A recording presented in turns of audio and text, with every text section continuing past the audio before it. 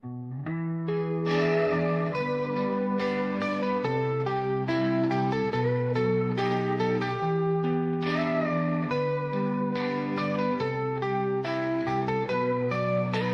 walked the line, we bore the weight, from distant shores to heaven's gate. Now we sit down, voices clear, brothers and sisters gathered here. Stories scarred, but hearts still bold. In every word, the truth is told. Not just a fight from yesteryear, we're still out front, the tip of the spear. Tip of the spear, we lead the way, holding the line where shadows stay. Speaking out, no fear, no shame. One voice, one fight, one sacred flame. From war-torn ground to home frontiers, we face the world, we face our fears. Round this table, it's loud and clear. We are the tip of the spear.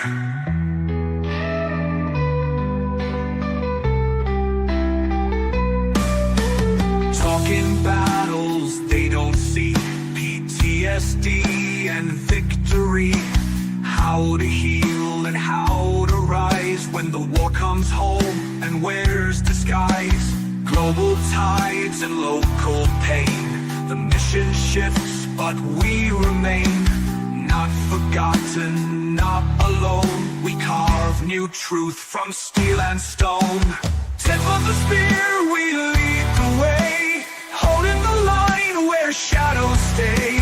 Speaking out, no fear, no shame. One voice, one fight, one sacred flame. From war-torn ground to home frontiers, we face the world, we face our fears. Round this table, it's loud and clear. We are the tip of the spear. This is for the ones still lost, the quiet ones who paid the cost. For every vet still finding light, we bring your name into the fight.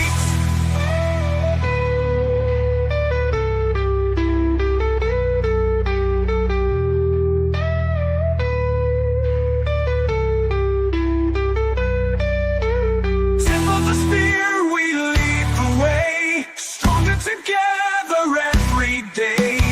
Voices rising, proud and near. You'll always have a seat right here.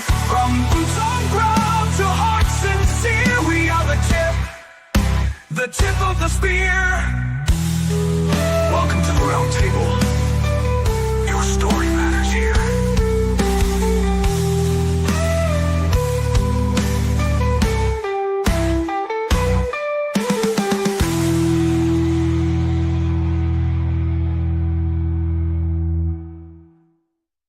Your story matters here.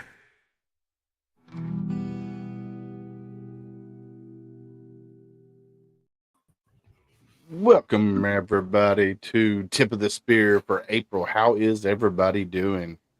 Hello, hello. Doing Hello. good. Can y'all hear me? Yes, Yeah, sir. We doing can hear fine. you. Okay, cool. I had to Travis, figure out a new chord. how are you doing, sir? I'm doing all right. You know, when it hits about 55, 56 degrees, my whole body changes. It's like, oh, I can actually move again. This is great. I feel like I'm 15 years younger. So I'm great right now. Nice. See, I hate the heat. I would rather 60, so 65 and below to about 45. Once it gets below 45, I'm like, oh, it's too cold. But anywhere between 45 and 65, I'm good with. You just can't make Willis happy. It's gotta be perfect. Yeah. I love the hot weather. I love the hot weather, but you're a skinny boy. You're a skinny boy. That's why. Yeah. hey, but I'm from Chicago. I don't mind the cold either. See, I anything above 70 and I'm melting. My face is like beet red. Yeah. I haven't even been outside. So Rich, how are you, sir? Good. I just planted a tree in 86 degree weather. It was awesome. It was the best day of my life.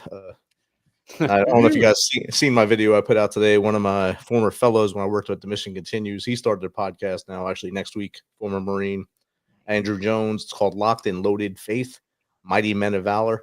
I popped a link inside the private chat so you guys can subscribe before he goes live. He's a good dude, and he's good to have on your shows. Nice. Nice. Excellent. Let's throw that out there. Do you want me to throw that out in chat? You could. All right, let's do that.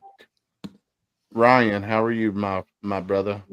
I'm fantastic and very, very blessed. Just enjoying time with the wife, after doing all this stuff with her surgery and, 3 brain surgeries down, and she's kicking like she's, still got it. So very, very blessed. Heck yeah, man. Heck yeah. very JJ, good. how are you, sir? Man, I'm great. It's nearing the end of my daughter's school year, so I am actually preparing for a graduation and the dreaded graduation party, which I'll take the graduation all day long, but having a party at my house doesn't really seem like a whole lot of fun. But otherwise, I'm doing pretty good. Nice. Miss Just Carol remember- Lee, how are you? I'm hanging in there. I have decided I do not like cars. I'm right there with you. I think I've been more of a mechanic than anything else the last couple I weeks. tell you, it's so middle son, so youngest Marine drove his motorcycle and back tire locked up and in gravel and then let loose as he was coming to a stop sign, and he went airborne literally into the stop sign and broke his collarbone. And Ooh. oh yeah, so there's that, and then my car having issues and my other kid's car having issues, and it's just Is He okay though? He's good. Yeah, he's stubborn. He was supposed to be wearing that brace for at least 4 weeks, and I think he wore it maybe for a full week. So it's like, Sounds all about right, right. you're 21, you do you. I just don't whine to me because I will give you no sympathy. Yeah. That's how I was when I broke my wrist when I was skateboarding. I went to the emergency room. I got a cast put on my arm, and the doctor was like, "Yeah, no more skateboarding for a little bit while you got the cast on, all right?" And I was like, "Yep, sure." And then I got home. Literally, when I walked through my front door, I grabbed my skateboard and I told my mom, "I'm going skating." I saw that coming. Yeah. Yeah. Yeah, we know better. Yeah, it just I did the same thing. I skateboarding and I ripped I did an acid drop, so it's where you take it over your head and you land on it before it hits the I'm ground. glad you clarified that. And the front of the think about acid. board and the front of the board caught my chin and ripped me wide open. I went to the Oh, ER, wow. had stitches, and they're like, "No more skateboarding for a little while." I was like, "Yeah." As soon as I got home, I was on the skateboard. But, Yeah, you can't stop me. yeah. So JJ, I feel your pain because my daughter's getting ready to graduate as well. Wow.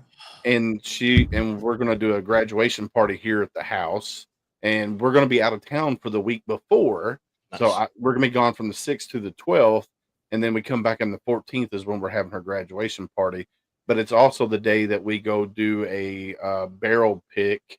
We're going to do a live podcast from the J. Mattingly Distillery. Warrior Honor Cruise is coming in. They're doing their barrel pick, and we're going to be doing it live there. So it's going to be a busy day that day, and it's just like so. But I'm glad you guys are here. I'm glad everybody's safe, and the storms that came through recently in the last month or so. We've had all these Really? storms. So glad everybody made it through all the storms safely, especially the ones in Tennessee and southern Kentucky and stuff. Yeah. So tonight's tip of the spear, Rich has got a topic that we're going to talk about. And Rich, do you want to bring it up? You want to talk about it first? I could. I mean, it's something that I hear and see all the time when I talk to veterans. It's the "who am I" syndrome. What am I supposed to do with my hands when I get out of the military? How should veterans be seen, basically?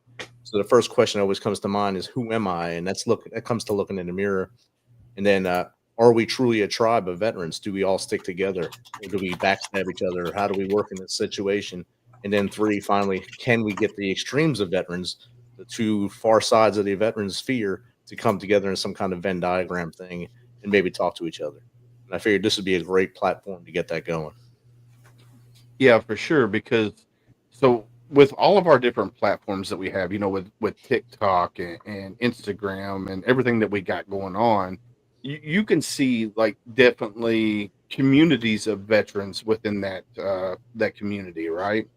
And you can see the ones that want to post the rage bait, so like if a veteran's out there doing something good, and you're going to have those people out there that's going to be like, oh, well, he's stolen valor or something, and just to get that rage bait, just to get the views and stuff like that.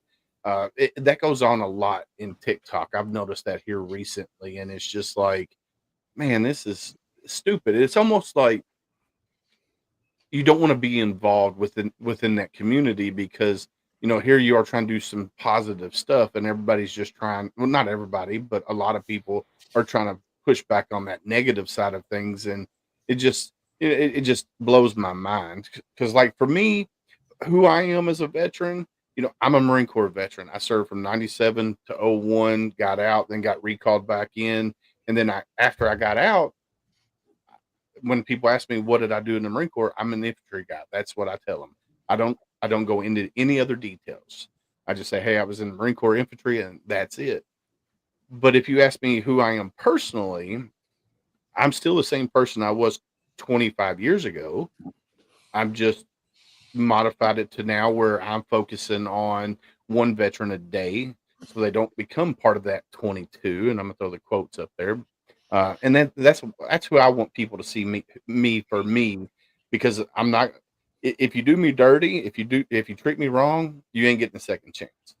Come at me straight, be honest with me, and we're fine. But as soon as you cross that line and you break that trust, it's over. I'm not going to have anything else to do with you. I mean, I feel like that happens no matter what social media platform you really go on. To be honest, it's just, and it sucks, that's the reality now. But I mean, negativity gets views, right? And stupid stuff gets views, and arguments and bickering back and forth and all this crazy, it all gets views, and it gets people to go viral, and their videos get more comments and likes, and it's just it at this point it doesn't matter. And it's I'm a Marine Corps veteran also, but I'm a hip hop artist as well. So in the music industry, it's the same way. Like, something controversial that makes no sense whatsoever. Like take what Kanye West is doing right now. I don't know if you guys have seen or been following what he's been saying and all the outlandish shit that has been leaving his mouth, and what he's been doing, showing up to interviews with guys that have a big platform, like DJ Academics, and he's showing up in a black KKK outfit.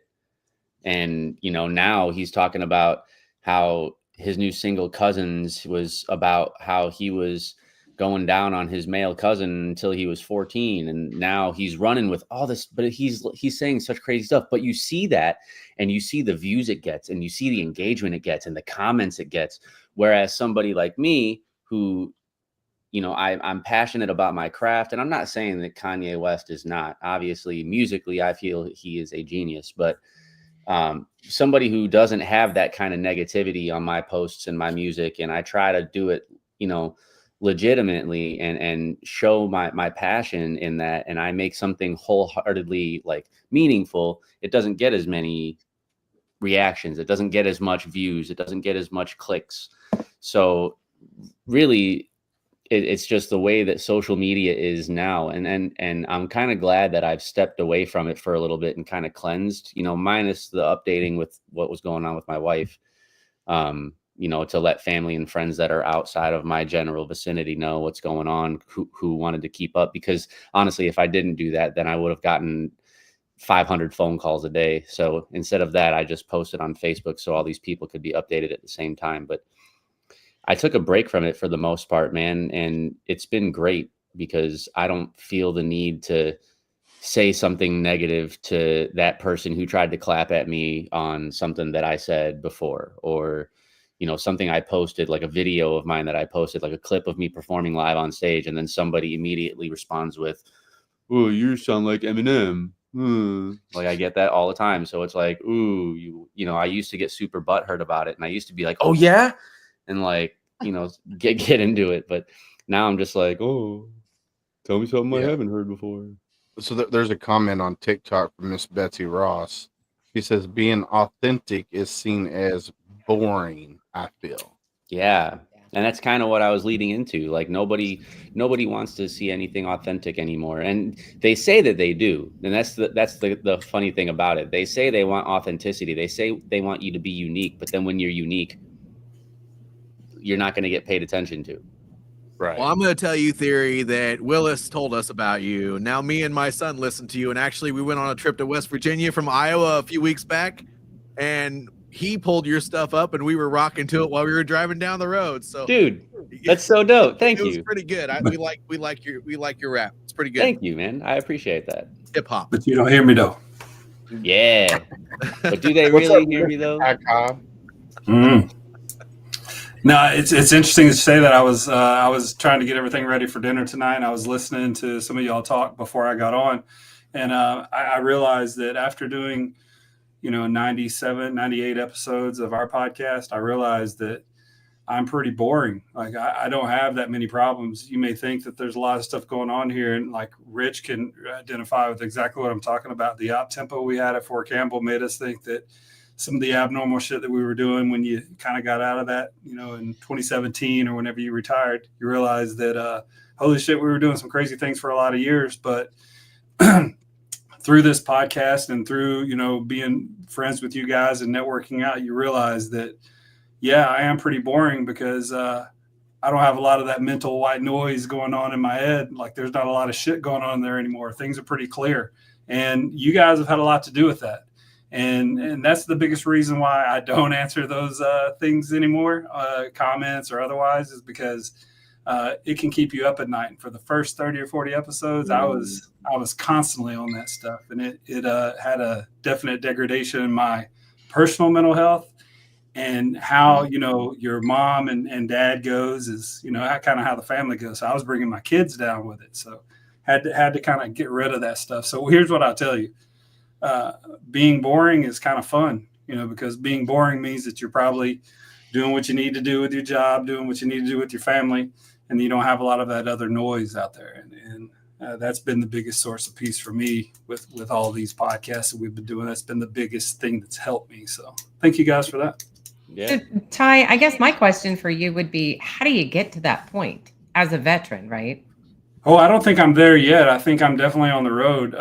Like we had a great interview today with like a gentleman Rich knows, one of the former division commanders of Fort Campbell. And it was tremendous to see him, but you realize that people work at such a high level, and maybe I'm not meant to be at that high level anymore. I used to have a pretty high battle rhythm, but now I don't want that. So I think you have to just realize and find what you want to do and find what you're good at, and kind of find, everybody says find your tribe, but what I've noticed is that my tribe has gotten smaller. I used to always want to be involved in everything. I know what fucking Kanye's saying, in pop culture, I'm all over it. I want to know about the 3-body problem. I want to know when we're getting to Mars. So I have military grade ADHD. So if you allow that stuff to enter your life, it will permeate every decision you make. And that's the biggest thing my wife told me. You got to cut that shit out and concentrate on your 6 kids, your grandkids, and then the very small group of people that you want to allow in. But, we've had, drama happen with our podcast, and you got to shut that noise down. Military grade ADHD. Yeah. Hashtag.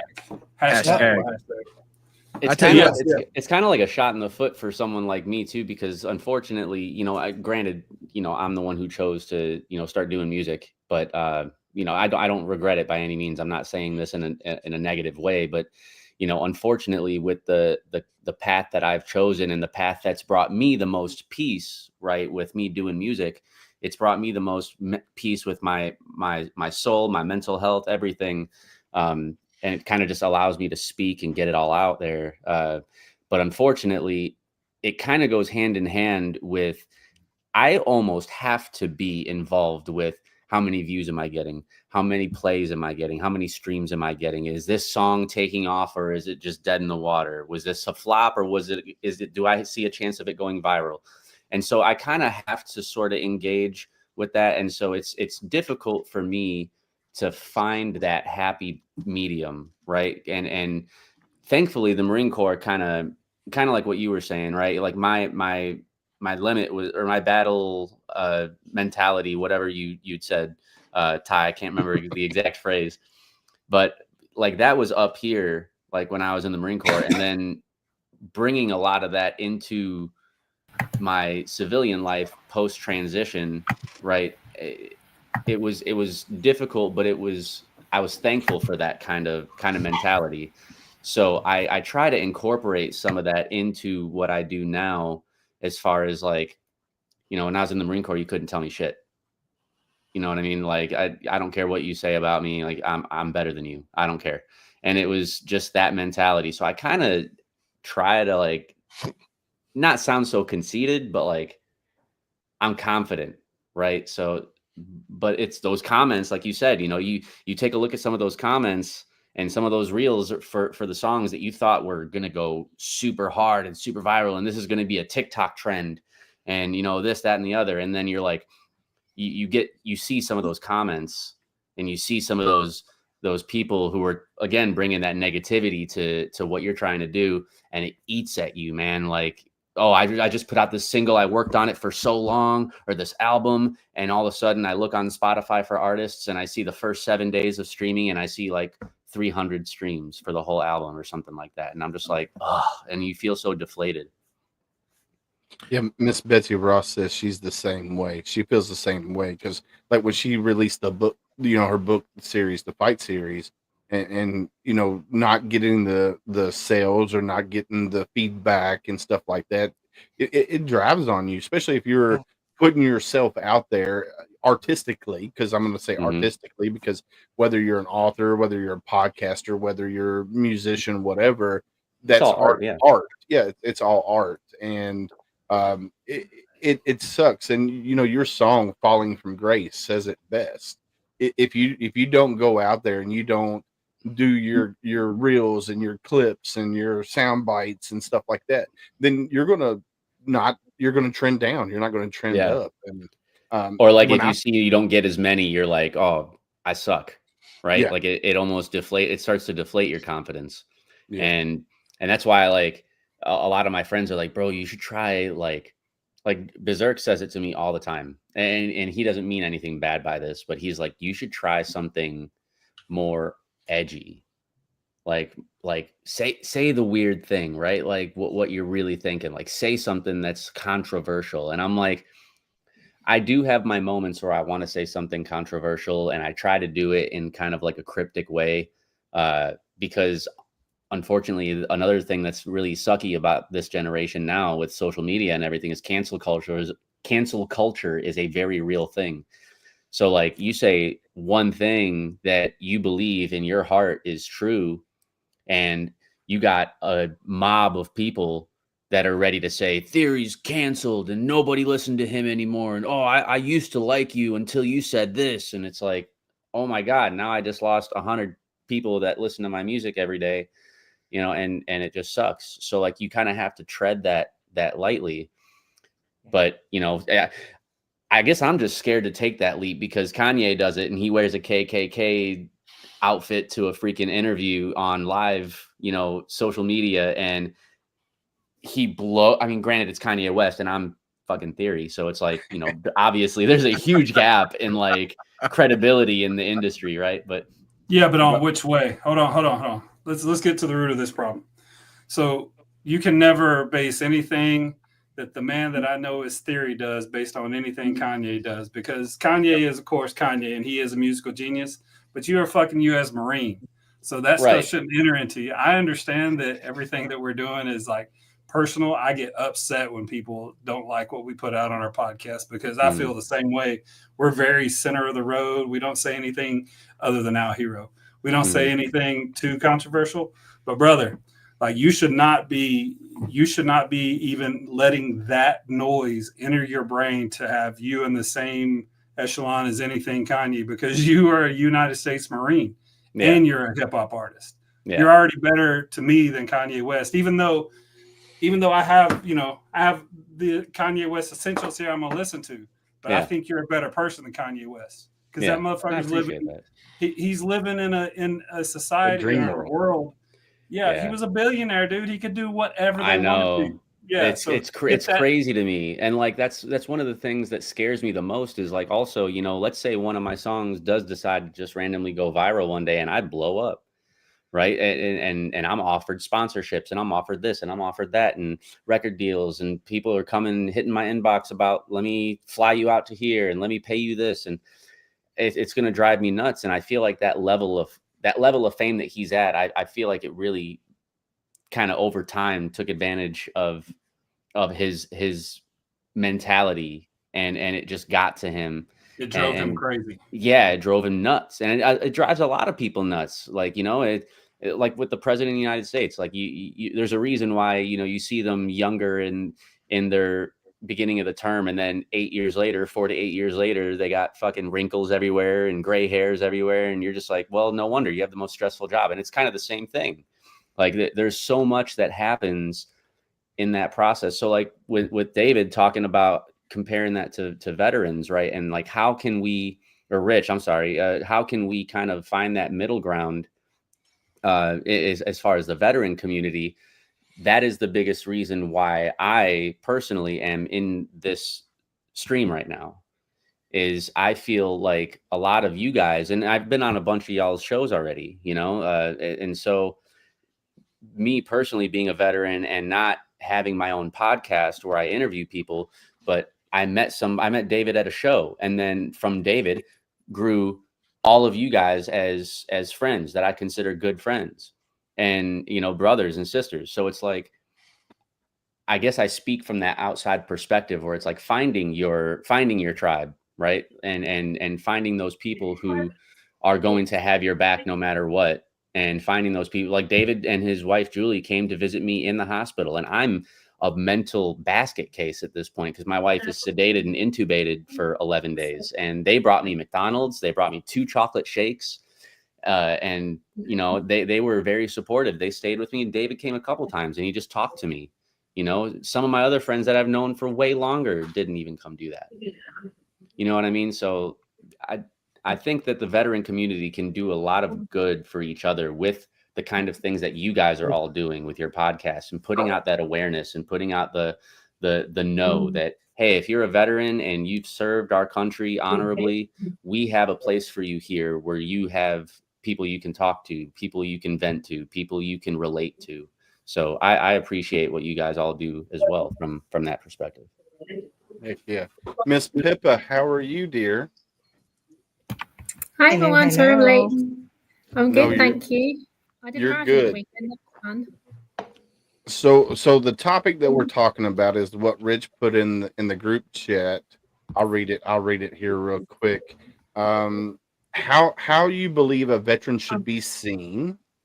Like, who, number 1 is, who am I? 2, are we truly a tribe?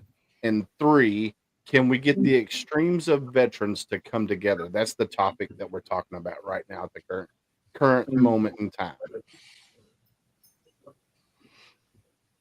Well, I just want to back up what was mentioned earlier. Willis, I see you've got average host, but you grow an above average circle, mate. I want to acknowledge you for that. Thank you, sir. Thank you. So how are you, Tim, over there in Australia, brother? You're looking all spiffy. Things are, well, can't a man dress up without getting questioned? Come on. Look good, man. I just, thank you. No, I just did, do you guys have the Salvos over there in the US? Salvation Army? Yeah. Yeah. So we've just done a fundraising dinner for a breakfast, I should say. The sun is coming up here in Australia. A fundraising breakfast for the Salvo. So that's why I'm above averagely dressed right now. Nice. Nice. Yeah, usually I'm used to seeing you in your tank top and your, you know. All right. So Miss Pippa, what do you think about the topic that we got tonight? What do you think? It's a really interesting one, really important, and I love what Theory was saying about, you know, the challenges of social media now and that council culture and getting judged. I think for me, it's a hard one because just because you're a veteran doesn't mean you're going to get on with everyone else who's a veteran, right? Because we're all people, and we had that when we served. People we just didn't get on with, and like I don't like everyone, and not everyone likes me. That's okay. That's how the world works. But I always think that as people who have gone through extraordinary experiences, that there is a bond that we can all relate to. And understanding, I guess, what happens when you go through those experiences as well, from, you know, the psychological, the physiological, you know, point of view, that is a shared experience that we're always going to have. And so it's finding, I guess, you said it really, finding the middle ground, isn't it, of supporting each other because, do you know what, it's the right thing to do, and we have that shared lived experience, but also not tolerating bad behaviors just because we've got a lived experience. Because we still have to be held accountable, and we held ourselves accountable when we served. We have to hold ourselves accountable even after we've finished serving. And service doesn't give you an excuse to be an absolute dickhead. Sometimes it gives you like a bit of a pass, or like on a bad night, but not as a way of living, you know. And it's trying to. And I think, again, having this community, like having this roundtable, having things like this, are the way to help navigate some of those challenges. Because when you're on your own, and again, theory, you're talking about when I joined, you know, the thoughts that go through your mind, we are so self-critical. We see our worst flaws. We see our every mistake as the biggest mistake in the world. When we come into a group like this, though, we can rationalize it. We can remind ourselves of we are more than the sum of our parts, and help each other to keep moving forward. And that for me is you know what this experience is about, and what being a veteran is about, is moving forward as a shared community, I guess. Yeah. So there's a Wiseman River on TikTok says, I think that it's just that people are people, but the groups that can relate and who cannot relate. I guess that's a good way of and toleration conducting with the ethos. So what I think he's meaning by that is, like, people are people, right? Everybody's going to have their own difference of opinion, and then you get these groups like us. We're a group of people. We're very like-minded, but we each have our own different political views. We each have our own religion views and stuff like that. But we can come together and create a community because we're very like-minded what we do, and then we can get heated. We can have a heated conversation, but guess what? As soon as that conversation is over, we're going back to being friends because we know who each other we are. You know, that's what I love about the community that we have built here within TikTok, or not TikTok, but within the podcast community that we've built. And then, you know, we brought in Mr. Tim Thomas, we brought in Pippa, and we brought in all these other people into it that are not here tonight, but eventually they'll be back. And it's crazy. And I think we could be a tribe, and but it's all about, you know, being a tribe, and then it's like being a family. You know, you're going to get peed off at your brother, you're going to get peed off at your sister, your mom, your dad, whoever, but guess what? You still love them because they're your family. It's family that you choose. So It's if better you than getting can't, peed on. true, and if you can't, you know, take somebody's difference of opinion and run with it, and be okay with their difference in opinion, then you need to bounce and move on to a different group that's more like-minded to you are. But I think if you have a strong core group, and then, you know, you got your core group, and then you expand and you expand, as long as your core group stays strong, then the community will work, your tribe will work. So But that's the beautiful thing about it, is like, it's like a almost like an infectious thing, right? Like one person like this, let's say the 1, 2, 3, 4, 5, 6, 7, 8, 9 people on here right now have this as the main group, and then those 9 people have the people in the comments who are, you know, listening and watching, and then those people will share something to their, you know, world, and then those people are, it's just going to continue. It's going to continue to expand, and that's why that's how I ended up being part of this group as well. So it's like, there's, in my mind, there's tens of thousands of other veterans that are probably in the same kind of boat and have the same mentalities that we have, and just need to know that we're here, right? So to continue to grow as a platform for what you guys are doing is going to eventually, at some point, whether it catches on or not, you're still doing the legwork to get other veterans to recognize that there are people that they can, come to and be a part of that tribe. And I think that's the beautiful thing about it. Theory, I love what you're talking about there, because that's a metric that's not always measured on the spreadsheet. And, we all know millions of dollars get spent on veteran mental health, mental health in general, but I believe it's water off a duck's back if you don't break the isolation first. Yeah. Because the pain you're in, it doesn't matter if it's physical or emotional, it'll get to a certain duration or intensity where it transforms without even the person knowing it. It happened to me without me knowing it. It was just like I had continually two fingers up to the outside world, Mm-hmm.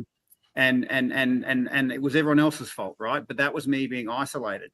So they could have poured in all the resources they needed until you get the isolation broken. That's when people can crack open, the rocks around the heart dissolve. You can actually feel again. A lot of my addictions to substances was because I wanted to feel something, Yeah. And so when I started my own sort of programs for veterans, we focused on two things, one of which you just spoke of there, breaking the isolation, and how does that happen? Do you need an expensive event, millions of dollars? No, people in this room, the experience that we've been given gives us the ability, the qualification to break the isolation of all the other veterans out there. Yeah. And I found it's as simple as someone else saying certain words that you haven't been able to say.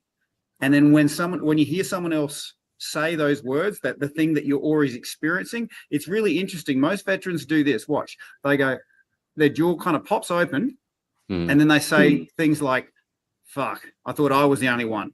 Yeah. Yeah. And that's the starting point. That is the absolute starting point. And this is what everyone can do for each other. This is the power we have, And it's like, it doesn't even, like you said, it doesn't have to be at some big, huge, extravagant event or spend a whole bunch of money. I mean, I met David Willis at a free hip hop show that I performed at for raising awareness on veteran suicide. Yep. So yeah, from we're all very casual here. I mean, Rich probably hasn't even had a shower this morning. Yeah. I'm half in my pajamas. Yeah. There you go. but that just goes to show, like, you do something, even something that simple, right? Where and I don't even think we had more than 50 people that came to that show. Yeah. So it's like, it was a small event, but even those tiny little movements can spark a fire, and then it spreads, right? And it introduced me to Rich and to Travis and to Carolee and Ty, and Ty and Triple Threat Vets podcast was the most recent one that I've been on. Can anyone else? Can you hear me? I got you. Yep. Okay. I got you. Sorry, I got you now. You Oh, no, you're faded good. out You're for a good. second. Just time zones, Tim. Time zones. Yeah. No comms. No, that's no his comms, karma. no bombs. That's his karma We're for 24 this, hours right? ahead of you, Rich, right? All right. But yeah, like it's true, that thing spreads. And like I was saying, Ty and Matt and Al, those guys on Triple Threat Vets podcast was the last podcast that I was on.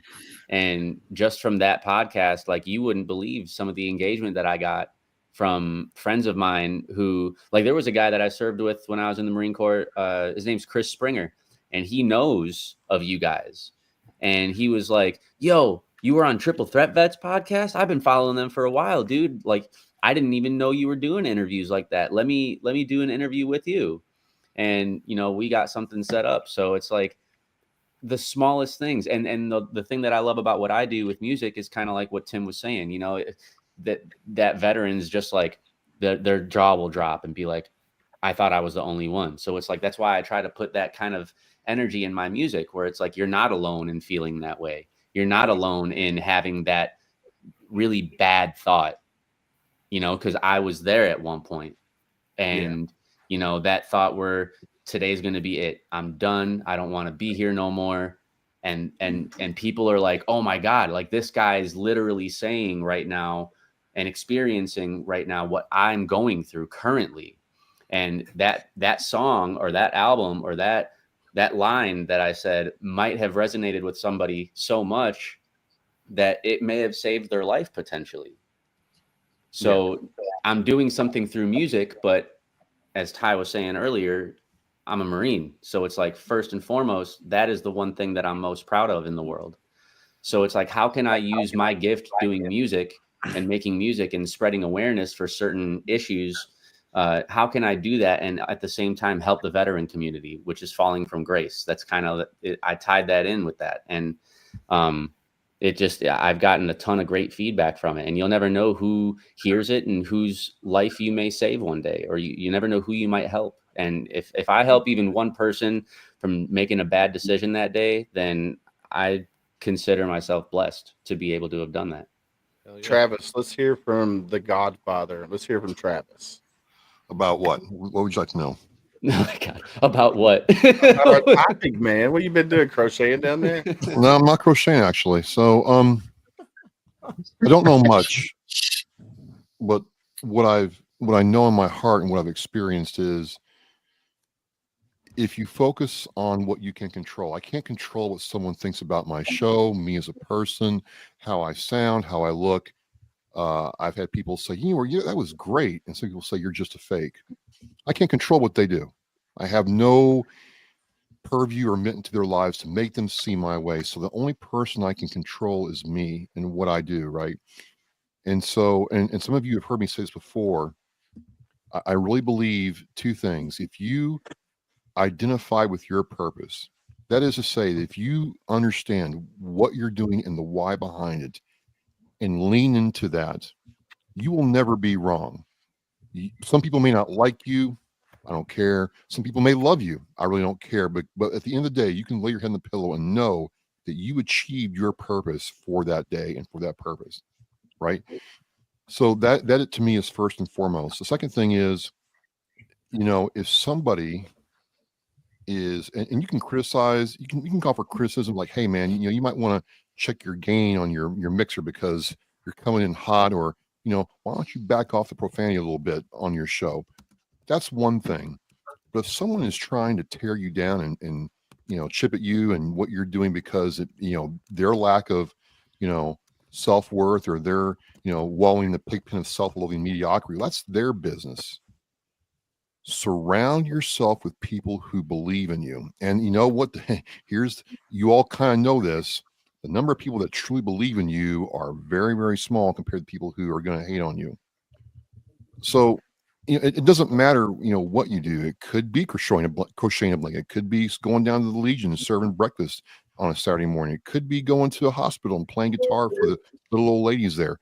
It doesn't matter what it is. It doesn't matter, who is hearing it. As long as you're being authentic to yourself and trying to impact and make change for the right reason, you're going to feel fulfilled. You're going to have a purpose-filled life, and then other people in your area will resonate with you and come together. And you've got to treasure those people. So that's kind of like my 2 cents at the very high level Cliff Notes area. And I think that's why this group is so important, because people get a place to come together and feel bonded with each other. So that's kind of how I feel about that, David. Awesome. I think you hit the nail on the head with that one too. And yeah, I think you did too. Theory, you just put something in the chat there about finding your why. During my transition out, I thought it was a failure as my transition, my 365 days of not working, sitting home drinking beer with my dogs. I read 2 books, What Color is Your Parachute, Richard Bowles, and Start With Why by Simon Sinek. Those 2 books offered me great advice. They offered me great insight on what to do with my hands after I got out. And then I read another book, Tribe, on Homecoming and Belonging by Sebastian Junger. That book there brought me back into Afghanistan and all the things I saw there as the tribal culture. And coming back to this world and seeing how we now as veterans, we are still tribal. If me and Ty go into a bar and we're Army guys, we're going to hang out together because we're Army guys automatically, especially 101st dudes. We're going to sit there and talk together. Willis Theory, too, are going to hug each other and eat crayons together and have a good time because the Marines, that's what you do. But we all can come together because there's one other thing we all did. We all raised our right hand at MEPS. We all said we'll lay our life on the line for the dude to my right, the lady to my left, and we'll do it. So that tribe has to stay tight. It may not be the same tightness that you had when you were in a squad or a team, but you still have that cohesion like we have right here. And for you, Theory, as you going through your hip hop journey, your Venn diagram is awesome because you have veteran, Marine, hip hop in the center. Everything's going to swing and hit in the middle. Whatever's hitting in the middle, that's the people you want right there.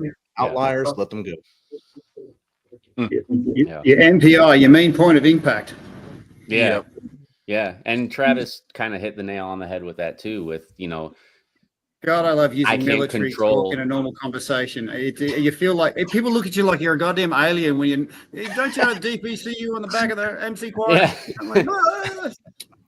I Sorry, I had to just break had to that drop down that in so there. many times. But no, like you can't control what people think of you or what people say about you. You know, they might act, you know, real nice to your face and then go behind your back and talk the most trash to you. But something else that I heard that kind of reminded me of a saying in the music industry, especially, if you don't have haters, then you're doing it wrong, right? So if the thing that was a hard pill for me to swallow and kind of what got me in that mindset of, okay, now I can kind of step back out of this, I guess, mental panic that I had every time it didn't work out the way I wanted it to with a song or an album or whatever the case may be, and kind of just take a step back, is because people want to hate and drag you down because they're upset that you're doing something that they can't or refuse to do.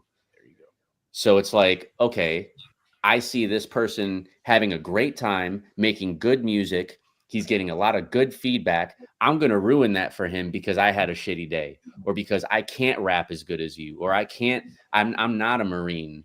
You know, I didn't join the military and write a blank check to Uncle Sam saying I'm willing to lay my life down if I need to. Like, I didn't do all these things that this person did. So I'm going to bring him down to my level. Right. And that's an awful thing that happens, but it's very real.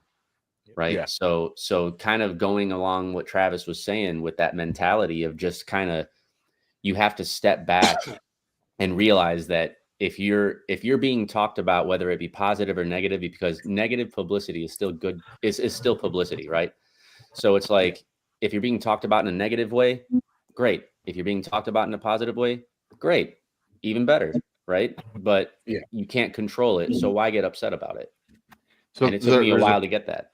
There's a few comments here on TikTok that I want to answer, but we also have a special guest waiting, and so we're going to bring him up in just 1 second. But Wiseman River says, learning to just let go and finding your peace, everything else will fall into place.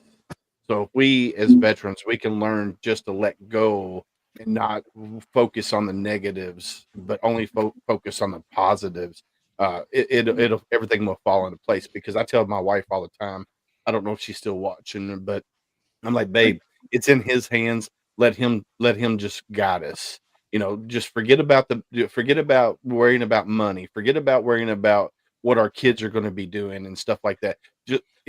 He's got it. He's in control. Just let go and everything will go. Another comment.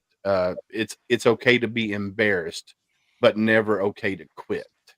So you can get embarrassed, just don't quit. So that's another good comment. And man, there's so many good comments going through on TikTok right now. So the guy we got coming up, he's down in chat right now. His name's Justin Miller, right? He's co-founder of Objective Zero Foundation. I want him to come up and talk about Objective Zero and what it is and what it does. So he's on cloud 9 right now because he's got some feedback from today. So let's bring up Mr. Justin Miller. Justin, welcome, sir. Hey, appreciate you. Good evening, So everybody. How you doing? Hey. What's up, Justin? Do me a favor, brother, and introduce yourself real quick. Just who you are, your military background, real quick, if you don't mind. All right. Yeah, I'm Justin Miller. I was 11 and a half years infantry in the Army. I got 27 months in combat.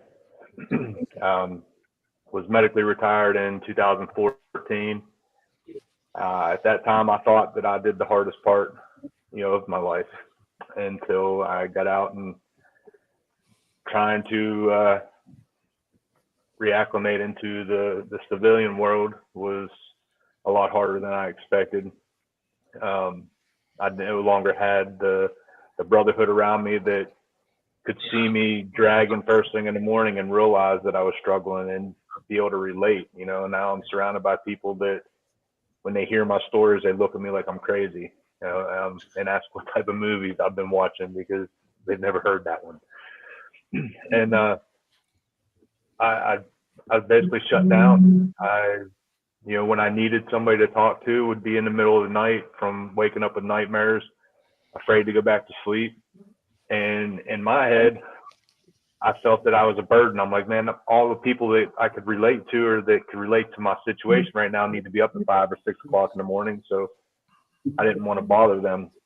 And we started doing a lot of research and realized that when most veterans decide to check out, that they do it within the first 5 minutes, and that a lot of veterans were lacking trust, so they were afraid to reach out. So we decided to eliminate kind of dividing with the VA and everything, decided to jump on and help alleviate some of the burden they were dealing with. And we created the Objective Zero app. It is ran by volunteers. It's ran by veterans, service members, family members, people who actually give a shit, that aren't there for a paycheck, but they're there because they want to support us and they want to actually show their appreciation instead of just saying, hey, thank you for your service. The app allows instant and anonymous connection in a time of need by a touch of a button via voice, video, or text. We saw the struggle with the Veterans Crisis Line, and saw that a third of them were being dropped or sent to voicemail. We realized that a lot of people were struggling with military SA, and we thought, if somebody had been assaulted and they reach out to the crisis hotline and they get somebody who is of the same sex that assaulted them, that the odds of them actually opening up and reaching out for help were pretty slim, that they were more than likely to crawl into a hole and isolate more and get, fall into a darker place. We realized that the person reaching out for help is all that matters. So we made it so they could customize, filter out the network, whether they want to talk to a male or a female, whether they want to talk to somebody who Army, Marines, whether they were infantry, served in Iraq or Afghanistan, that the more narrowed and more filtered that the user could get, the more likely there'd be that instant camaraderie where they would feel comfortable to be able to talk to somebody who's walked, talked, agreed, and posted the same things. So the app has now been live. We went live Christmas of 2017, and we're creeping up on 30,000 users. It's been used every single day since we released it. Wow, so that's awesome. That's incredible. That's really cool. Yeah, so I met Justin off of TikTok, and when we were talking on the phone, he was in the airport getting ready to head to take care of some personal stuff, and I was like, "Hey, get back in touch with me." And things happened, and we both got busy with things we were doing, and then today I was in a live, and Doc James says, "Hey, meet this guy," and I was like, "I know who he is." Well, at first I didn't. I was like, I had to refresh me, and then I was like, "Oh, I know exactly who this guy is." And then I was talking to him, like, "Hey, we're going to be doing the tip of the spear tonight," and then he jumped in on TikTok, and I was like, "Hey, you want to come on talk about Objective Zero, because it's working, and it's something. If you're not comfortable with dialing 988*1 for veterans, this is an alternative to that, and it's been proven to work. I mean, it's successful. It's been around since 2017, and like he said, you can break it down. Like I forget who was on the TikTok live earlier that messaged in, and then they were inundated with people reaching out to that person right away. it was Janie or something like that. I forget her Yeah. name, but she's a Green Star mom. She lost her son to Janae, yeah. the 22, and she while we were on the live, she downloaded the app and was like, let me check this out and see how real it actually is. And she reached out, and within less than a minute, she had people responding to her, checking on her, making sure she was good. That's amazing. Yeah, that's great. Janae is a Green Star mom. Her son was a Marine, and unfortunately, he lost his battle. And she's got a foundation for it. And literally, she was in there. She downloaded the app, and then she messaged in there, and people just started inundating her with, hey, are you okay? And hey, let's chat and stuff like that. So it works. It's really, really amazing. I've been checking on it for a while now, and it was just like, hey, let's get you up here on the show to talk about it right now. I am going to have Justin on home front sit rep just so we can talk about this by itself. So if you guys want to have Justin on your shows as well to come on and talk about the app as well, I'm sure Justin will be more than willing to come on and spread awareness for an app that works. It's something. Let's see, Ty's got it right there. Look, let's make Ty. You want to go full screen so you can show that, Ty? Let me find you. Here. Yeah, there you go. He's downloading it right now. So yeah, you can get it on Google Play or Apple. You can download it. It's Objective Zero on there. So go check it out. Or you can go to the website, which is scrolling across the bottom of the screen, which is objectivezero.org. So go check it out for sure. It's an excellent app. So Justin, let me ask you a question. So you've heard our topic that we've had tonight, right? So Yeah. What do you think about the topic, and what is your ideal on who you want to be seen as a veteran? Is there such thing as a tribe, and then can we bring all of the extreme veterans together? Because you got your veterans out there that don't want to have anything to do with any other veterans. Can we get all of them together? Can we bring everybody together, or is it just stay with our tribe and expand from there? I think that. Well, I think that we all have like our niche. We all have our little our tribe, like you're saying. Is it possible for all of us to come together? I think it has a lot to do where there's too many Indians, there are too many chiefs and not enough Indians.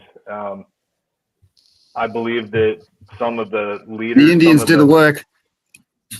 Yeah, I think that we can bring some of the key people of each group together, and I think together as a whole we can definitely make a difference. But I always think that no matter what, you're gonna have your people that want to be in charge. They want to be the center of attention. That they're always going to feed off of the drama and not want everybody to achieve or like to be successful. Like when we created Objective Zero, one of our biggest people that was causing problems was a veteran, and they was bashing us and telling people that we should be arrested for stealing people's money, that we should be ashamed of ourselves for taking advantage of the veteran community, saying that we're going to create something that if it could have been created, it would have been done years ago. And he was one of our own. Like I reached out to him and was like, man, what's the deal? Like, why are you not? Well, you guys think that you have the brains and the heart to be able to do this, but believe me, if it could have been done, there's been many people that have tried this prior to you. And like, you just got to realize that everybody has a different perspective. Everybody has a different vision. And the thing that made us so successful is the fact that we didn't have a brick and mortar. We didn't have bills. We didn't have to pay utilities or anything like that. And that's where most of previous attempts have failed at. But I definitely think that as a tribe in general, I think we can make a major difference.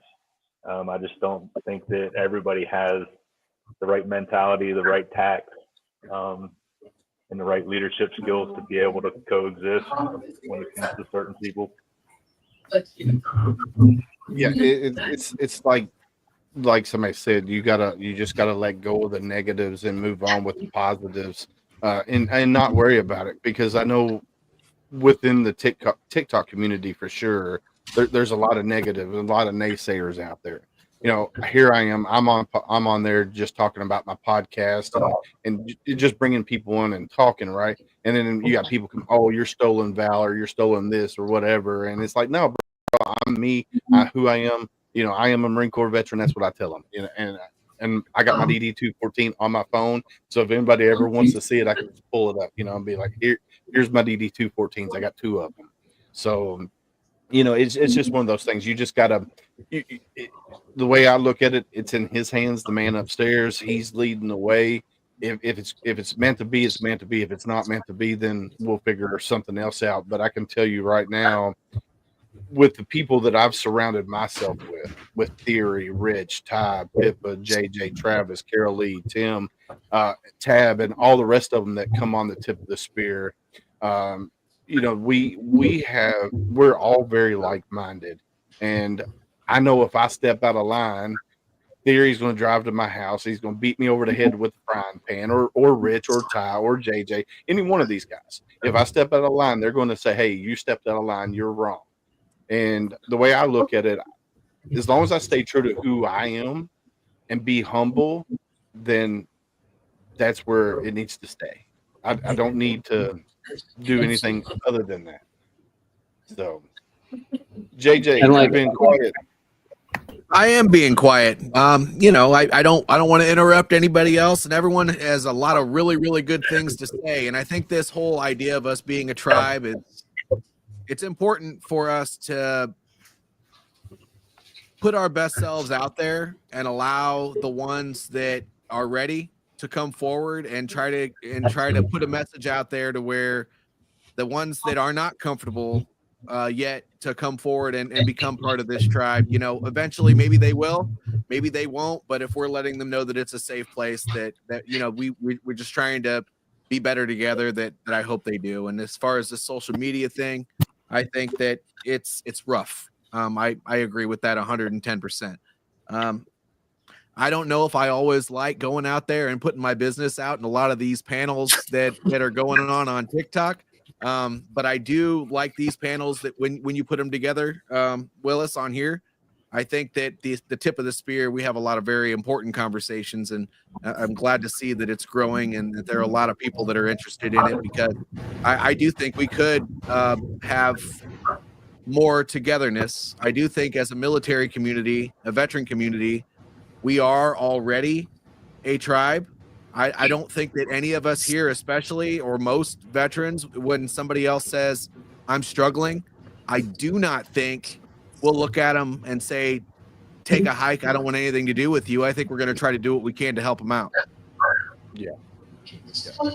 Miss Carol Lee, you've been awful quiet tonight, my friend.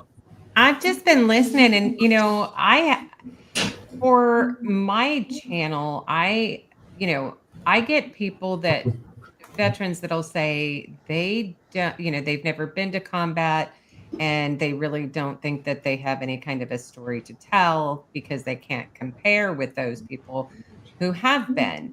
And, I have to remind them that, one, everybody has a story. It's, that's up to them how they want to tell it. But two, the majority, I mean, what is it? Only 18% have ever been to combat? So come on now. And that they're just as vital, their story to hear, is just as important as somebody who has been deployed overseas somewhere in the middle of combat. So, um, it's just a matter of getting them to really believe that they're a part of that whole veteran community, because I think a lot of times they don't believe that they are, simply for the fact that they did not, see combat. Yeah. And I mean, honestly, with the way that, you know, a lot of us, you know, I can't speak for every branch. I can only assume for other branches this is how it was. But for the Marine Corps, I know that, you know, suck it up is kind of like a thing that's instilled in you, like from boot camp, right? Like, oh, your tooth hurts, oh, suck it up. Oh, your head hurts, suck it up. Here's some Motrin, drink some water.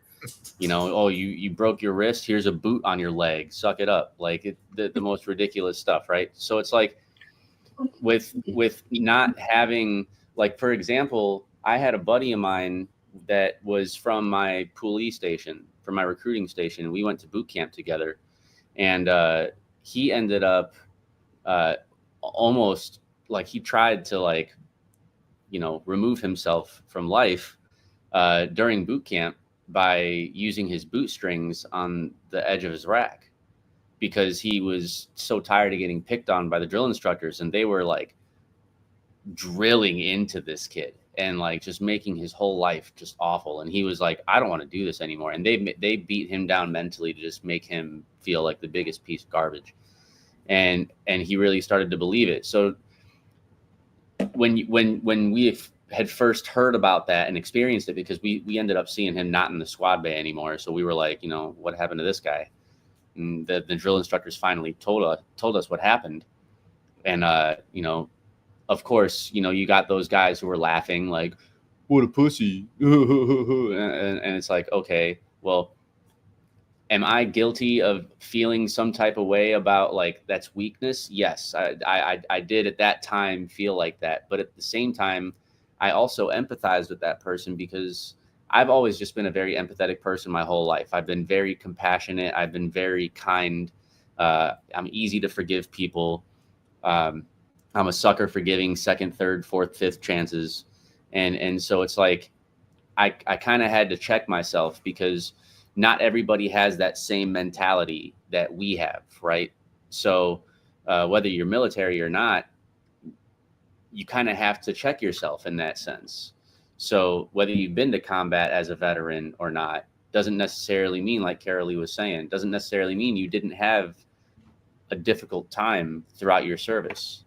You know, whether you served 5 years like I did, 4 years like David did, or for one of his enlistments, or whether you served 25 years, you may have had those moments in the military where you were really tried and tested, mentally, physically, all of the above. So I think it's very important when you have these groups, right? Because not everybody is going to have that same kind of thought process, right? Like what did David say? Or he posted Pippa's statement. Not everyone chooses to engage, but that's not a mindset everyone has. You know, with this group, yes, that does apply for this, right? We all choose to engage with each other, give our points of view, and we feed off of that, and we are able to have that conversation, right? Stupid dog. But so we're able to engage, but also, like David was saying, we might have a disagreement, but at the end of the podcast, you know, after we stop going live, we're in the waiting room, and, you know, it's on video still, and we're like, all right, this is why I said this, this is why I said this, and we meet in the middle, and everybody's friends again. But not everybody does have that mentality, like Pippa was saying, right? Like you have those people in the military who were also followers. So they waited for somebody to step up. They waited for somebody to take that first step. And then they felt comfortable enough to be like, okay, I've looked up to this person, or I see something admirable in this person, and I've seen them take that step. So now I feel comfortable to take that step.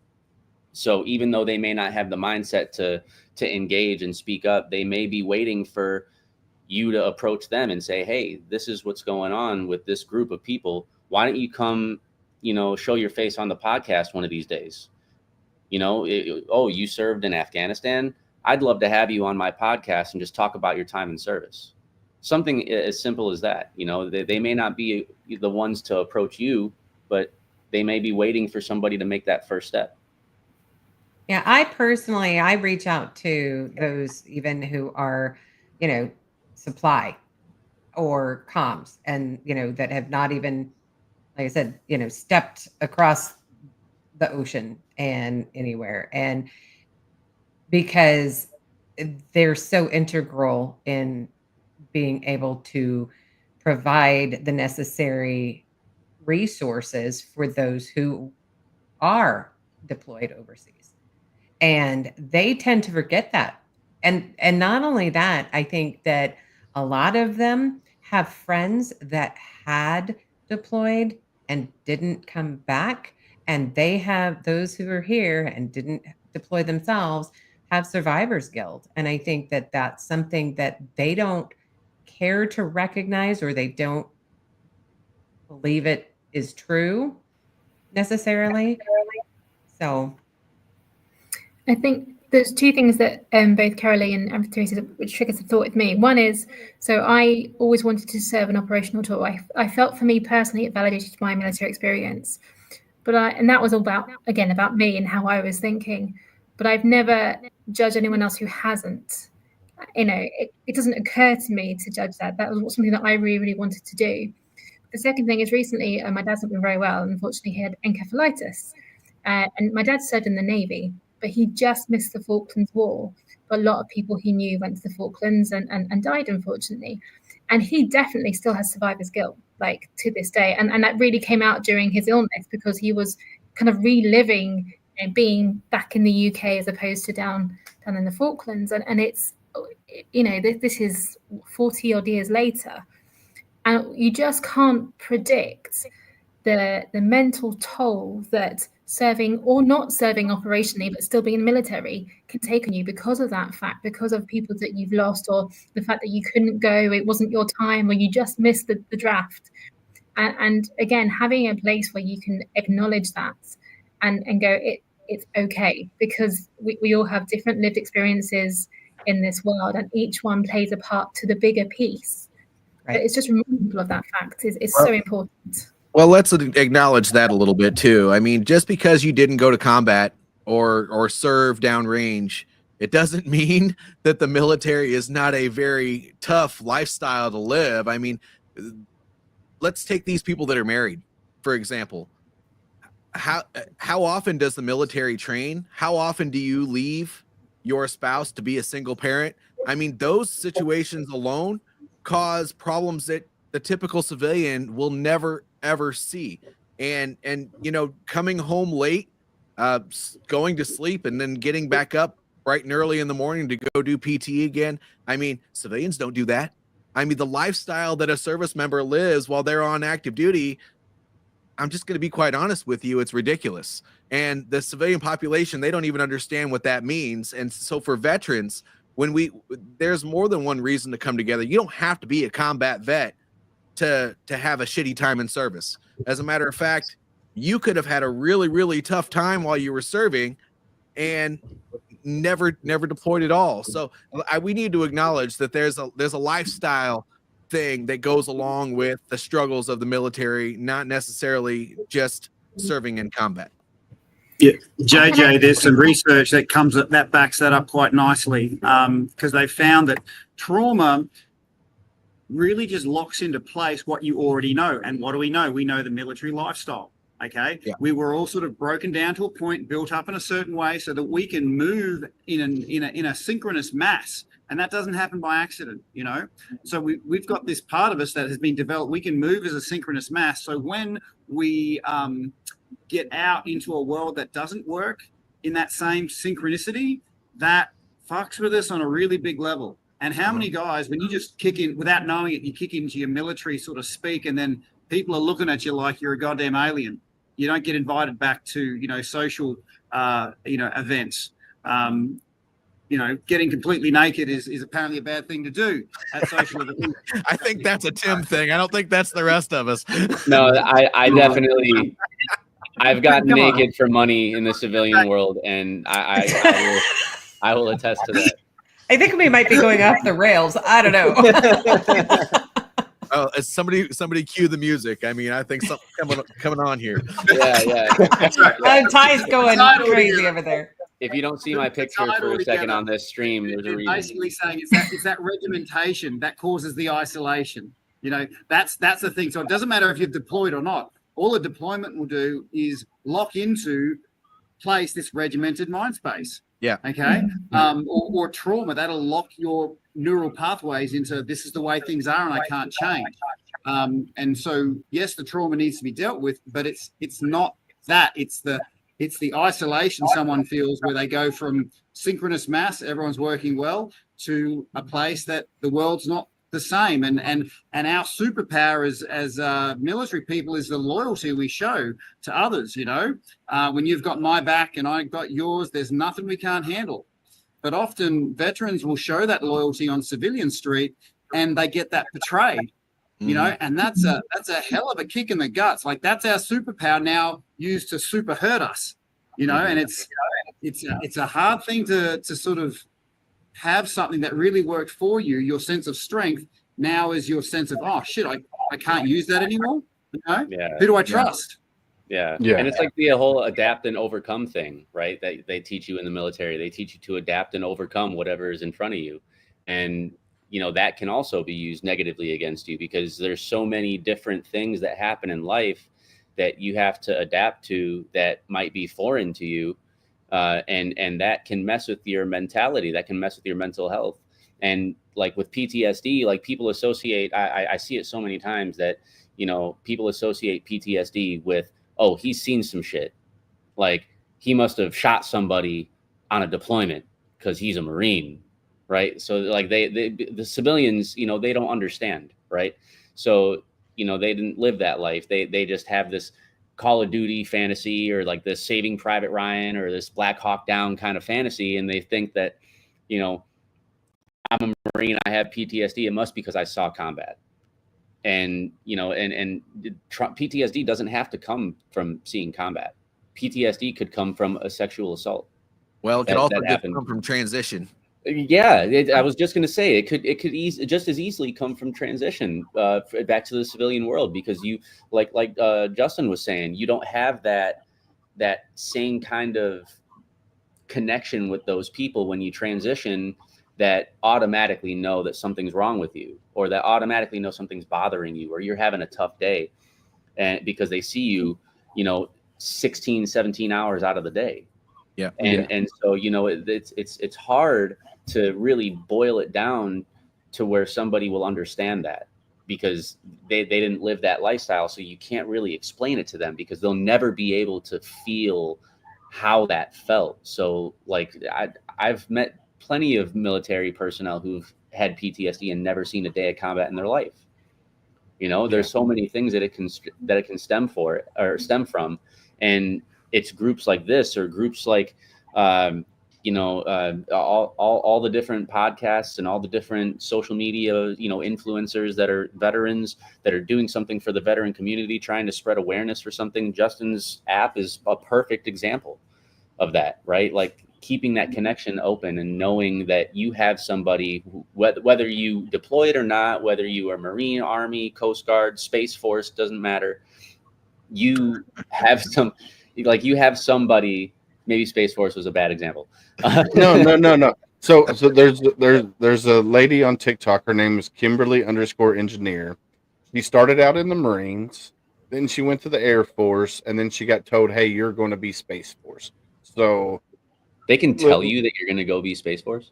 Yes. Yeah. That's wild. Yeah. So she started out as a Marine.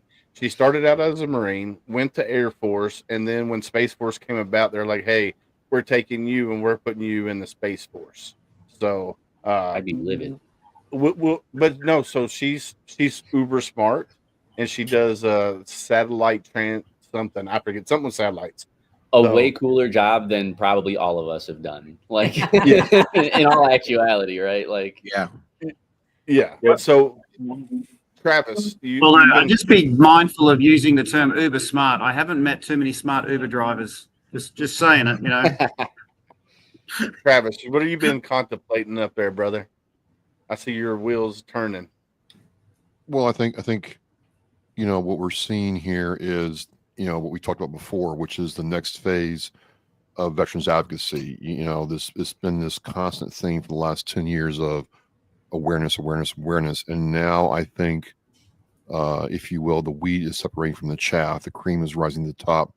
in a way that there's a segment of the veteran community that wants to do something. We're tired of being on the sidelines, passive, being told we're broken, being told we're not to snuff, being told that we have problems that only, hey, take a pill, hey, do this, hey, do that. We want to, for lack of a better term, ladies and gentlemen, get back in the fight. We are not, because by virtue of our military service, and military moms too, because my mom was in the fight for me.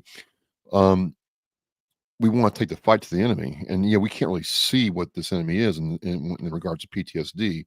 We all don't want to bury another one of our brothers or sisters. And when someone, and I've gotten the whole thing as a hawker, well, you didn't deploy, you didn't go and serve in combat, you aren't, anything. But I'm like, well, I didn't do all that, but I buried 4 Marines in 2.5 years of being a hawker. And, there were parts of our job that were very dangerous, and if you didn't respect the gear, you can get killed. Or it was by the time the helicopter got to you from Yuma Regional, you were dead. So I really hate that, because talking on my show to several people who have not deployed, they train like they were going to. A perfect example of that is Commander Roush, who was operating a boomer during the Cold War. And he never fired a torpedo in aggression toward the enemy, but make no mistake, they were ready to do so. And I think that's the thing, back to Carol Lee's point, is, we may not have served in combat. Some of us, I didn't, but we were ready to. We trained like we were. And so, again, I think we're at a point where we want to do something. I think this is why these groups are gaining more and more power, because we don't want to be on the sidelines. We don't want to have somebody tell us you're broken. No, mofo. We're not broken. We might have some battle damage for sure, but we can still be in this fight, and we're coming for you. And I think if we embrace that power within ourselves, we will get the change that we want. Well put. Well said, Morgan Freeman. I love it. I love it. Well, and Yes. let's take that to the next level too. I do have 3 deployments, but a lot of times what would happen is if somebody goes home from a deployment before we actually went to the combat zone, or they had to stay back for whatever reason, there's a lot of issues that go along with that too. Not only that, but what Tim was bringing up earlier about the military culture, and what Ty brought up earlier about the op tempo that we deal with while we're serving in the military. It's the fact that we all work together. We serve as a team. We look out to look out for those two on our right and our left, and then we work well. We have to work really, really fast on a regular basis. I mean, that puts us in a different mentality. So don't ever discount somebody for not having combat service. And don't discount somebody for having a different type of combat service than the combat service that you had, because your experience is not their experience, and their experience is not the next person's experience. To sum it all up, we can keep on going down this rabbit hole, but we just need to have these judgment-free conversations to make sure that these people are willing to come in and not feel like they're being attacked. Yeah, I would agree with you. And, there's a lot of okay, so my first 4 years, right, were before 9/11. My PTS, a lot of my PTS stems from my deployment to Haiti.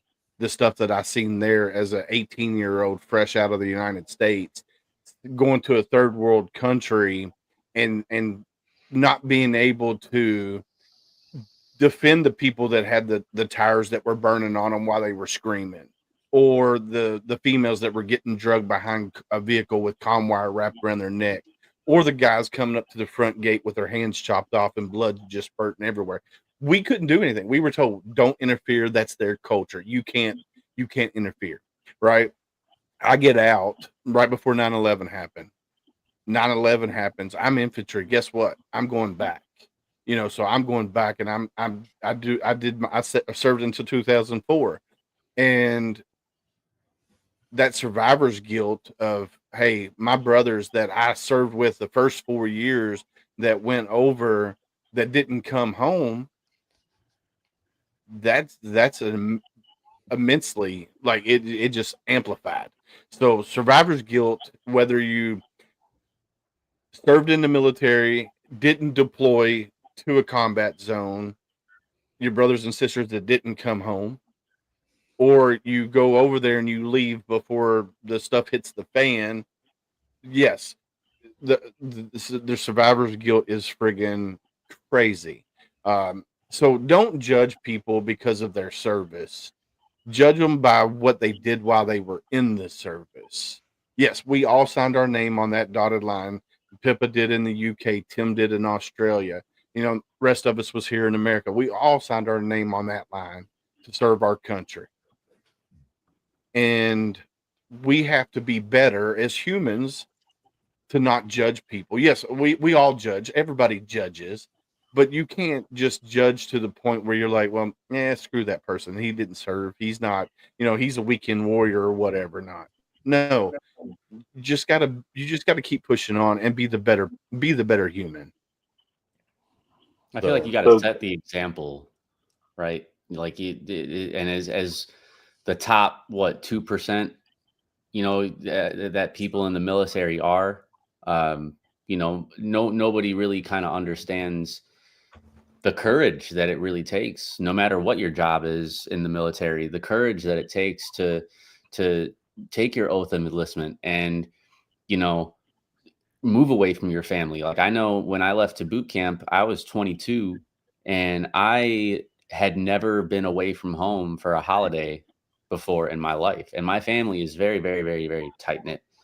And I was in boot camp for Thanksgiving, Christmas, and New Year's. And it was my first time away from home at 22. And I was really distraught by that. Like that really kind of messed with me, instead of, being at home with my family, drinking hot cocoa and opening presents and having this loving kind of environment, I'm getting screamed at by a, 220-pound dude in a Smokey Bear hat. And it's not fun for me. Right. So, with all of that stuff, most people are not going to understand the courage that it takes to just sign up, right? To be ripped away from your family and your loved ones, and to possibly miss your child's birth because you had to go on a deployment, or to go to a part of the world maybe that you never wanted to go see, or you never thought you'd go see. You're in another country. You have to abide by their lifestyle and their culture. And it's just a crazy experience. And I think that as military members who have been through that, being veterans, active duty, not so much because they're still kind of living in that scene, but as veterans who have been through it before and kind of know the ins and outs of what it takes when you're active duty transitioning back to civilian and you've adapted, I think it's up to us to set the example for those veterans who are either on the verge of transitioning to civilian life or who are also going to be already transitioned and just kind of lost in the sauce, right? So I do want to bring up one thing. You're absolutely right. But one thing that I'd like us to all remember is, and we have one in the room, is there's a lot of us veterans who, if a civilian wants to come into our circle, offer to help us out or just socialize with us or ask us about our experience, they're instantly cast out or told, no way, you're not cool enough, or something to that effect, sometimes not so nice. You wouldn't understand. Yeah. Wouldn't understand, right? Yeah. Well, okay, we can't expect civilians who outnumber us to help us if we don't bridge that gap and let them see what's on the inside. Because there's some civilians out there who really do care about those who serve. And, I'm not saying this group does it, but I've seen several times where, a civilian shows up at one of our veterans events. No one talks to them. No one welcomes them. They turn their nose at them because, well, you didn't run a PFT or you can't do push-ups. They pay taxes. They vote. They bring their children. So, I mean, right along there with veterans, we have to make sure that if a civilian says, thank you for your service, you don't have to get freaked out about it. Just say, hey, you know what? Thank you for being a great American. And get these people on our side because, look, it was tried 2 years ago where they tried to gut the VA. They floated the idea of gutting the VA, and it's not off the table. So, and we're going to need civilians to understand our story to advocate for us. So that's just It's just one thought I wanted to leave you with. Yeah, I like that a lot. I really do. Um, because like 20 or so since 2004, I was involved with veteran service organizations locally here, right? And I've met a lot of great patriots along the way. You know, they never served, but they're very passionate about helping veterans, whether their mom or dad or brother or sister or somebody was in the military. You know, somebody in their family was military, like Carol Lee up her sons served in the Marine Corps and Army. Um, you know, she's a patriot, you know, but she's also a mom, and she's a mom of Marines. But when you got just like Lauren, who is here and on YouTube, watching on YouTube right now, she's never served in the military, and she said it right here. I don't have that strength. All of you are superheroes in my mind. I know you won't like the word superhero, but I could never do what you do. But yet she is supporting all of us veterans. And that to me is sometimes better than having, you know, another veteran on my side, because like you said, Travis, we need civilians, because a lot of times the people who work in the VA are civilians. They're not veterans, and they don't, go back to what you said, they don't understand, you know, and that's where we as veterans, we have to educate our civilian brothers and sisters out there on the things that we've seen, the things that we've done. Yeah, they might not understand, and they might not fully grasp what we're talking about because they weren't there in those situations. But yet, they're humans are smart. They'll get it one way or another. So Yeah, one of my big experience with Objective Zero and traveling the nation and speaking is, you know, a lot of my speaking engagements has been with the Air Guard, and one of the most common things that I heard was, well, I never deployed, or I never left the FOB, or, you know, I didn't see what you saw. So they downplay what it is they actually did. Even though they signed that dotted line, they were willing to give everything for it. It's not their fault. It's that they didn't get to see it. But the thing that I received the most feedback from is when I acknowledged that trauma is trauma is trauma. It doesn't matter if it's combat. It doesn't matter if it's a form of assault, or whether you were in an accident, or if on the FOB all you heard was the firefight, but you still heard those radio calls in of people being injured. You still had the mortars, the rockets, all of that. Don't compare your trauma to somebody else. Don't downsize your trauma, because you and I could be in the same exact accident and it could affect me completely different than it would affect you, based off of childhood experiences, based off of where you were in your mind, that mind state that you were in that day. All plays a role in it. But just acknowledging that I've had so many people come up and say, you know, just the fact that you acknowledge your trauma is trauma, and that your trauma is not any worse than mine, I now want to share with you, and gave them that open door to be able to share their experience and acknowledge what they went through was traumatic. And it was huge. I mean, it was probably the most eye-opening experience that I had, is having those people come up to me and thank me for acknowledging their trauma, whether it was combat or not. Yeah, Justin, Yeah. I think us veterans, we are so good at creating what I call antisocial social groups. You know, I can only let my true self out around certain people of the same experience, you know. That's so right. That's so freaking right. But I do need to speak to something that goes a bit deeper than words. So, you know, when you're scanning a room, you can just tell by looking at a particular person that the way they're carrying themselves, like, holy shit, that girl's military. You know, there's a certain energetic disposition that I think we do need to be aware of, because because our energetic dispositions get sculpted with the things that we've seen. And if someone tried to explain how, you know, an energetic disposition came about, it wouldn't give that person a lived experience. So I do think, you know, we can start with being aware that without us even knowing it, we want to hang out with other people that have that same energetic disposition. You know, like, fuck me, I haven't slept in however long, and everything's, you know, I want to hear I essentially want to see myself. I don't want to feel alone, right? But a good veteran group, and I think Willis is doing it here, is when you go into this thing, it's like an energetic trampoline. You go in with energy, you leave with more energy. So we can circulate further and wider in our, you know, civilian settings, and see that this sense of connection isn't isolated to just someone who's, you know, happened to wear the same uniform.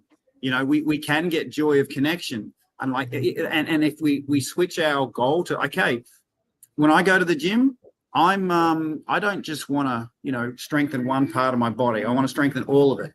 Okay. And if there's a weak part of my body, I tend to avoid that. Right.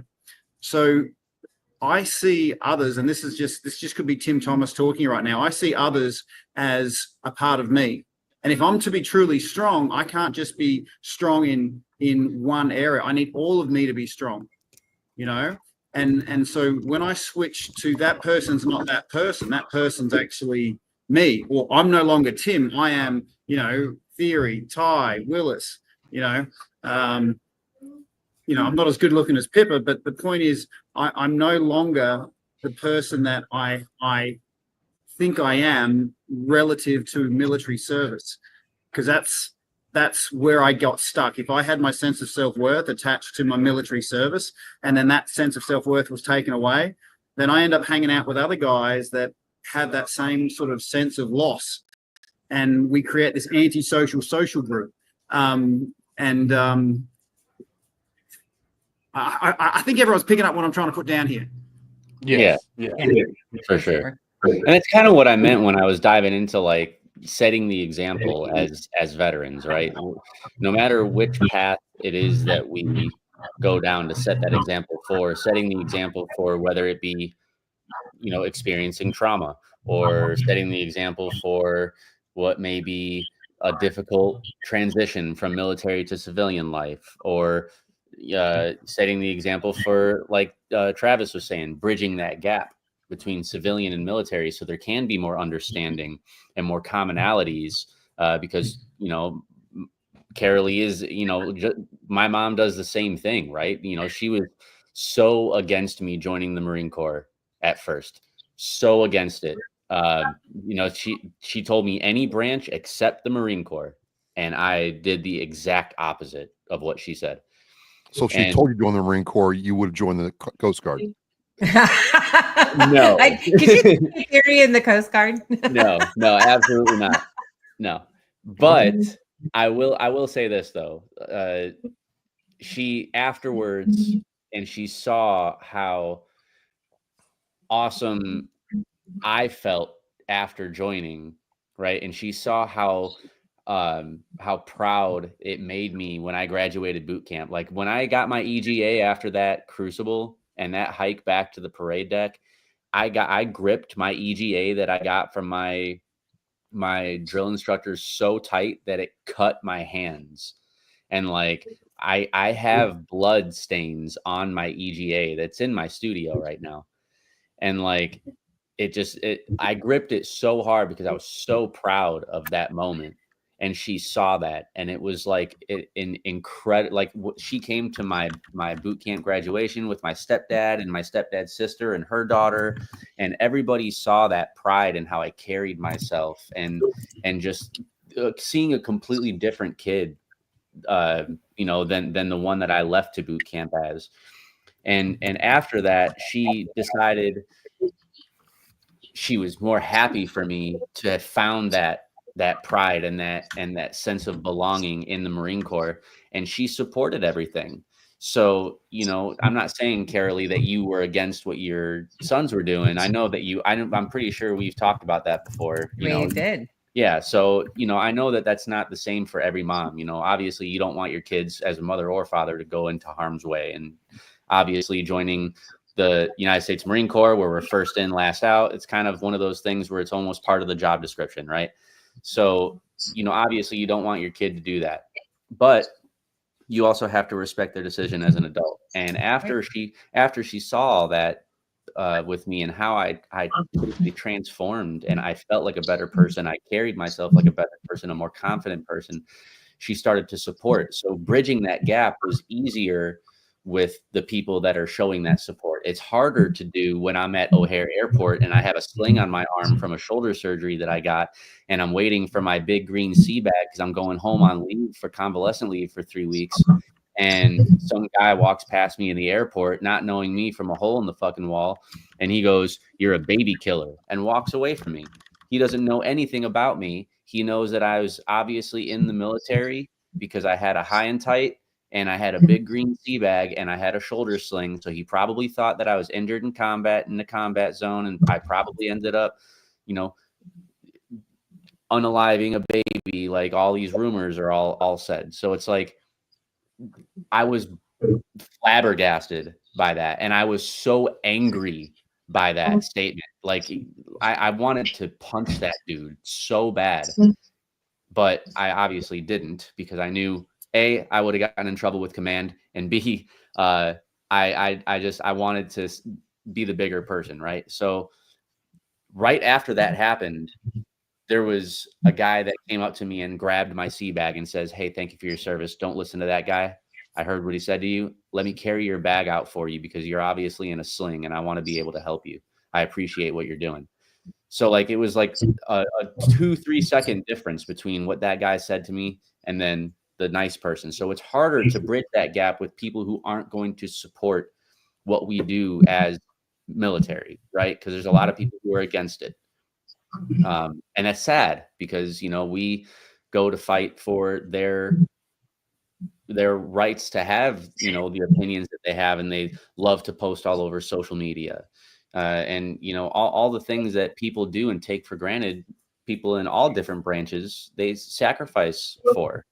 So it's easier to bridge that gap with people who are showing that support. It's harder to do it when people think that you're a waste of space.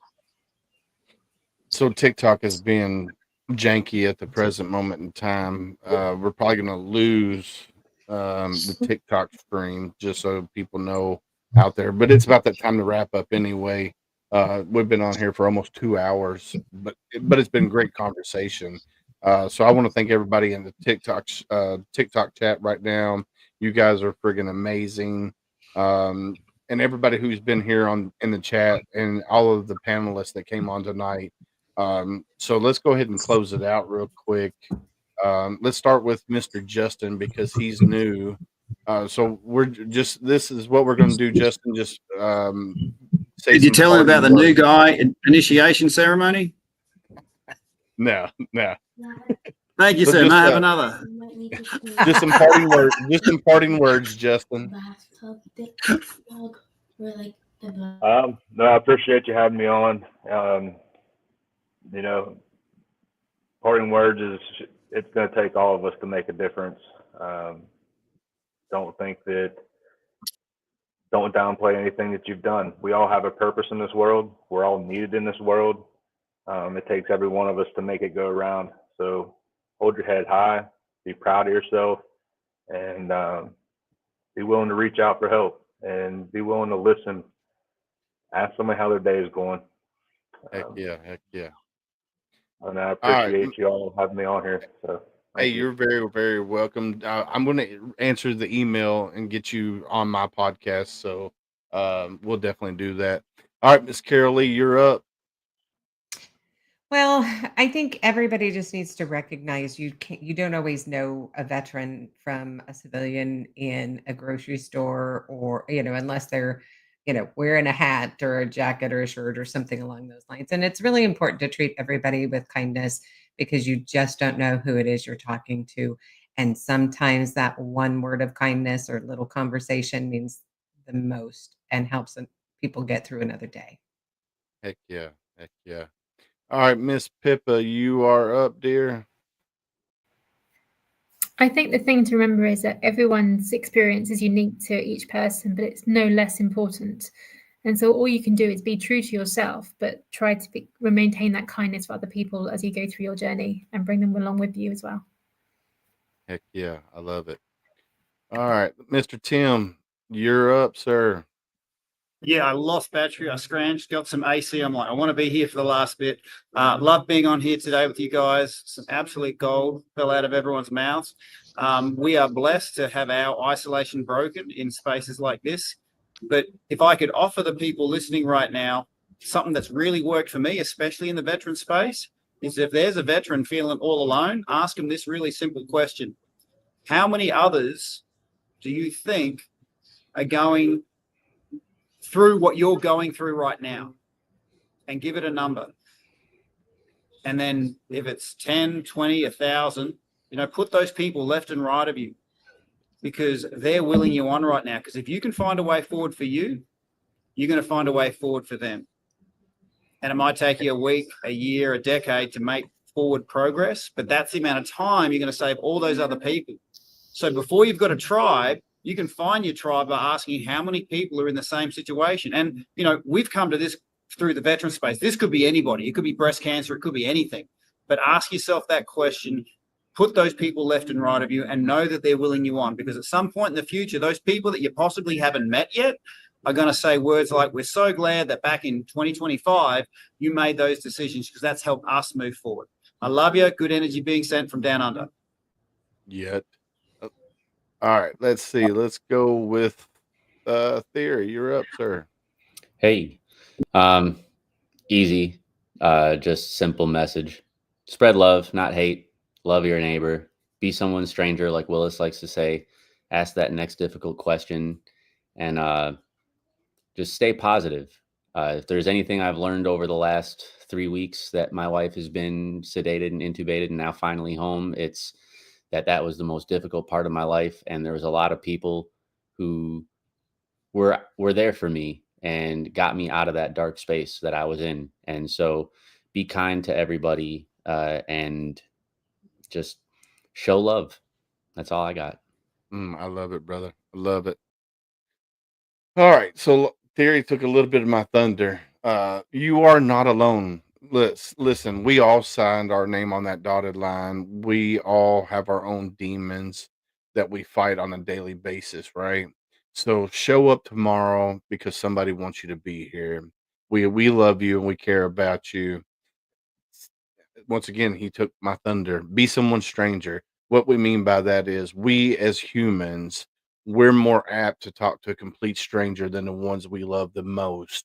So be somebody's stranger. If you're out and about and you're seeing somebody having a bad day, go up to them, say, "Hey, how you doing?" If they give you the red flags, "I'm okay. I'm living a dream. I'm hanging in there." Then you have to ask the next hard question. How are you really doing? That could be a 5-minute conversation or that could be a 5-hour conversation. So definitely be ready for that conversation. And then as Candace says, it takes a village. We all need to come together to help combat the things that we as veterans face. So it definitely takes a village. Like we say, always, always on home front sit rep. But we're saying it here on Tip of the Spear. Stay safe out there. We got your 360.